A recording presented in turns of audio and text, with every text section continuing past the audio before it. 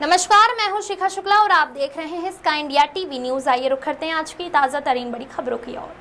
पीपरिया नर्मदापुरम जिले से श्री राम स्वरूप खेमरिया रिटायर्ड शिक्षक जो इनके 40 वर्षों के अनुभव एवं शोध के आधार पर बताया कि अमेरिका के एक महान गणितज्ञ जॉन टॉरेंस टेट के संख्या के सिद्धांत के आधार पर भारतीय स्कूलों में पढ़ाई जाने वाली राष्ट्रीय शैक्षिक अनुसंधान और प्रशिक्षण परिषद नई दिल्ली द्वारा तैयार कक्षा 6वीं और 7वीं की गणित की पुस्तकों में जो कुछ चैप्टरों में जो पढ़ाया जा रहा है वो दोषपूर्ण है, उसका बदलना जाना चाहिए। बच्चों को गलत शिक्षा जो भी अभी तक दी जा रही है वह गलत है। इस संबंध में उनके द्वारा कुछ उदाहरण दिए गए हैं। त्रुटियों का हल नहीं होना यह स्पष्ट करता है कि पुराण फर्जी गणित है और अमेरिका के NCERT नई दिल्ली और राज्य शिक्षा केंद्र भोपाल के माननीय विद्वान पूर्णांक पढ़ा रहे हैं। यह दोषपूर्ण गणित है। माननीय अमेरिका शासन, माननीय केंद्र शासन नई दिल्ली और मध्य प्रदेश शासन इसमें हस्तक्षेप कर सही कराने की कृपा करे। इसी पद्धति को राम स्वरूप खेमरिया रिटायर्ड शिक्षक पीपरिया जिला नर्मदापुरम दोषपूर्ण बताते हैं। वह चैलेंज करते हैं कि चाहे वहां महान अनुभव और गणितज्ञ देश हो या देश के बाहर में हो, महान अमेरिकी गणितज्ञ जॉन टॉरेंस टेट के संख्या के सिद्धांत के आधार पर हल करके बताएं। नमस्कार, मैं Jairam Kushwaha, sky India TV Bhopal से। तो इस संबंध में जानना चाहता था कि आप जो पूर्णांक फर्जी गणित के संबंध में बात करना चाह रहे थे, तो इस संबंध में आप बताइए, आपका परिचय दीजिए पहले आप। जी, मेरा नाम राम स्वरूप खेमरिया, मैं रिटायर्ड शिक्षक हूँ, पिपरिया का रहने वाला हूँ। लगभग 40 साल से मैं पूर्णांक पर चिंतन कर रहा हूँ। उससे अनुभव हुआ कि ये सही गणित नहीं है, फर्जी गणित है। तो गणित में एक से छोटे अंक होते नहीं हैं।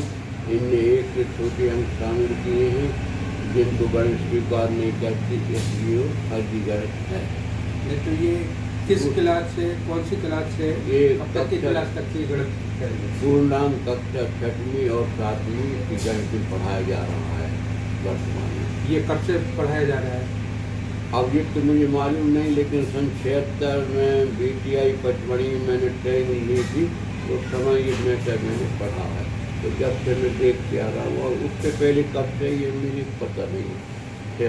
जब से मैं इससे चिंतन कर रहा हूँ कि इसमें कुछ गलती है। तो जब से आप इस संबंध में शोध कर रहे हैं कि ये गलत कैसे है जी, हाँ, ये कि गलत कैसे है, इस संबंध में आप शोध कर रहे हैं। हाँ, वो गलत इसलिए कि इनने जो एक से छोटे अंक शामिल किए हैं उनको गणित स्वीकार ही नहीं करती है। जैसे इनने ये नियम बनाया प्रत्येक धनात्मक अंक प्रत्येक ऋणात्मक अंक से बड़ा होता है। इस नियम के अनुसार 8 से -8 छोटा अंक है। तो अब जैसे 8 में अपन 7 जोड़ते हैं 15 होते हैं। अब 8 में -8 जोड़कर कौन सी संख्या बनती है वो बतला तो नहीं बनती, क्योंकि ऋण 8 छोटा माने तो वो संख्या बनती ही नहीं है। दूसरा, जैसे हम 8 में 7 घटाएं तो 1 बचता है। 8 में से -8 घटाकर बताएं कौन सा अंक शेष बचता है, तो वो भी नहीं आता। जैसे गिनती एक अंक से शुरू होती है, एक अंक गिनती का प्रथम अंक है। पूर्णांक के संग से शुरू होता है, बतलाया जाए तो जो पूर्णांक घटते क्रम में भी अनंत तक जा रहा है, तो वो अंक मिल ही नहीं सकता जिससे इसका निर्माण हुआ है। या वो अंक नहीं है तो इनने बना कैसे लिया पूर्णांक? मतलब ये गणित की दृष्टि सही नहीं है। और तो ये कि इनके जो गणितज्ञ हैं उनका क्या नाम है जिन्होंने ये बनाया? ये अमेरिका के श्रीमान जॉन टॉरेंस टेट जी हैं जिन्होंने पूर्णांक की रचना की है। ये मैंने दैनिक भास्कर पेपर से कटिंग निकाली है, उसी में पढ़ा था मैंने। ये उनके आधार पे है और जिस मतलब सन 76 के पहले से ही चला आ रहा है गलत, ये आपका ये कहना है? अब वो 76 से पहले कब से चला आ रहा है ये मेरी जानकारी नहीं है। मैं सन 76 में BTI पचमढ़ी पढ़ा, जब से मैं मतलब रखता हूँ।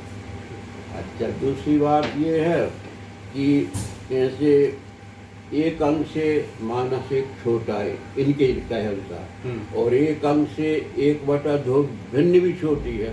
तो -1 और 1/2 में कौन सी बड़ा है कौन सा छोटा है बताएं।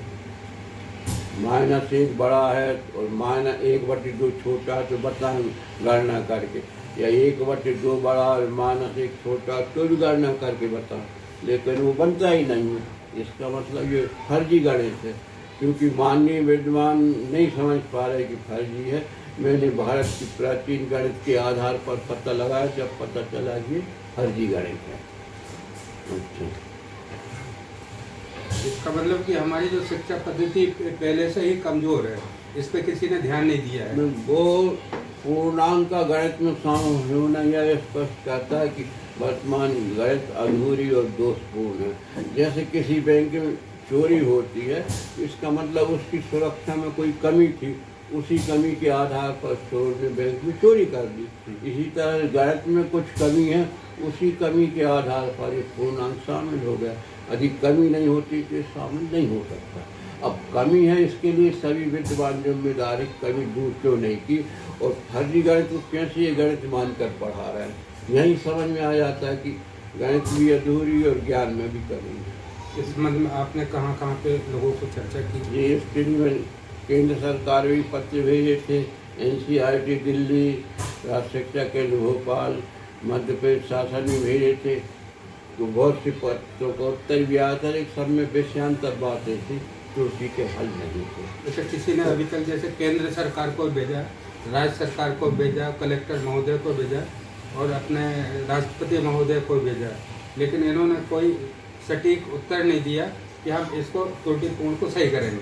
और ये महामहिम राष्ट्रपति जी को तो 21 जुलाई 25 को भेजा है। अब वो क्या रिप्लाई आता, इसके पहले ही भेजा था महामहिम राष्ट्रपति जी को, तो NCERT के द्वारा जवाब आया था उनका। तो NCERT दिल्ली ने वही विषयांतर बातें लिखी थी, जो गणित की दृष्टि से उचित नहीं है। अमेरिका के गणितज्ञ जो हैं जी प्रोफेसर जॉन टेरिस्केट जी, तो इनके माध्यम से जो है उन्होंने जो लिखा, आपके माध्यम से वो गणित गलत है। तो क्या आप इस संबंध में और दूसरे गणितज्ञ से डिबेट करना चाहते हैं? हाँ जी, अभी आ जाकर मैं डिबेट को तैयार हूँ। असल में जो माननीय जानते थे या अन्य विद्वान हैं, वो समझ नहीं पा रहे कि गलत है, क्योंकि कोई नहीं चाहते कि बच्चों को दोषपूर्ण शिक्षा मिले, अनजानी मिले रहा। इसकी गलती ऐसी कि जो भारत की प्राचीन गणित उसके द्वारा ही पकड़ में आती है। इसको पकड़ने के लिए मैंने उपनिषद का एक सूत्र लगाया था कि एको ब्रह्म द्वितीयो नास्ति, एक है और कोई है ही नहीं। उस पर जब किया तो ये गलती पकड़ गया है, गलत है। अब माननीय विद्वानों से बातचीत होगी तो मैं उनके सामने रखूँगा कि ये पूर्णांक इस ढंग से गलत है। अब माननीय विद्वानों को इस बात का पता ही नहीं कि गणित में केवल एक ही अंक है। जो अन्य अंक और संख्या बनाई है वो अपने उपयोग की दृष्टि से बनाई है कि हम गणित का उपयोग कर सकें, लेकिन जब और आगे बढ़ते हैं तो वो गलत सिद्ध हो जाती है। अब जैसे पढ़ाते हैं कि गणित में 1 से 9 अंक होते हैं, तो 1 से 9 अंक का आप गणितीय आधार बताइए। जब तक गणितीय आधार नहीं है तो व्यवहारिक रूप में तो उपयोग ही है, लेकिन गणित की दृष्टि से ये सही नहीं है। आप शून्य को अंक कह रहे हैं, शून्य में अंक के गुण ही नहीं है, फिर आपने कैसे शून्य को अंक कह दिया? तो ये गणित में कमी के कारण ये सब हो रहा है। गणित पूर्ण परफेक्ट होती तो ये सब बातें नहीं होती। ये जो आपने गणित को गलत बताया है, जो पूर्णांक को गलत बताया है, इस संबंध में आप देश के लिए क्या संदेश देना चाहते हैं? मैं यही कहना चाहता हूँ मिल के बात करें और क्या गलती वो अपन उसको सुधारें, है ना। मैं माननीय विद्वानों पर नहीं आरोप लगाता कि आपने गलत बनाया है, क्योंकि गणित अधूरी इसलिए गलत बात हो गई। पूर्ण होती तो एक गलती नहीं आ सकती।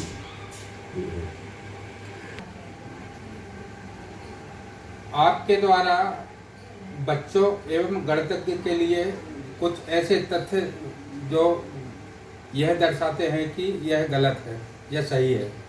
अब मैं कुछ प्रश्न माननीय विद्वानों और शिक्षकों के समक्ष प्रस्तुत कर रहा हूँ, जो हल करके बतलाएं, जिससे स्पष्ट हो जाएगा कि बच्चों को सही ज्ञान प्राप्त होता है। जैसे शून्य को अंक माना है, तो शून्य में अंक के गुण नहीं है। आप हल करके बताएं 4 और 0, 4 में 4 जोड़ते हैं तो 8 होते हैं। शून्य में शून्य जोड़ तो शून्य ही आएगा।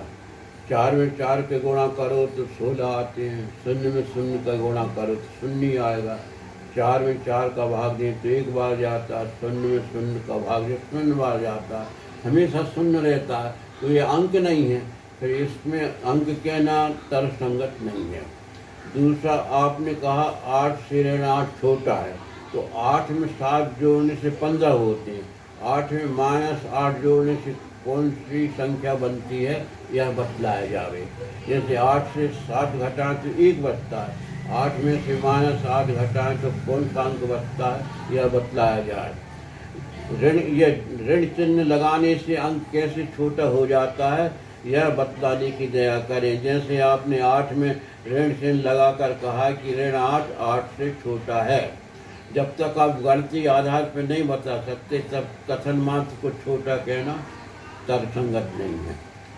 गिनती का प्रथम अंक 1 है, पूर्णांक का प्रथम अंक कौन सा है यह बतलाया जावे। अंतिम सबसे बड़ी संख्या क्यों नहीं प्राप्त हो सकती है यह बतलाया जावे।